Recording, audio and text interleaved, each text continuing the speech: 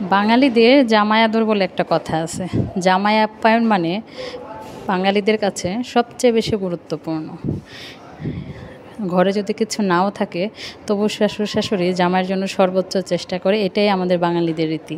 দেখুন আমাদের জামাই বরণ। স্নেহা কইরে এ সাইমু তুমি ওই পারেই থাকো।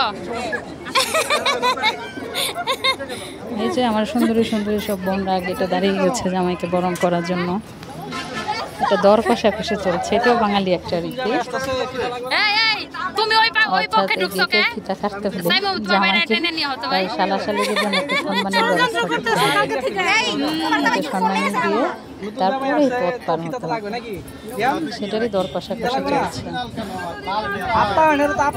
আসলে দুজন জামার দুলা ভাই, তারা জামার পক্ষে যুক্তি খণ্ডন করছেন। যারা আছেন এরাও ছাড়ার পাত্র ভাই বোন।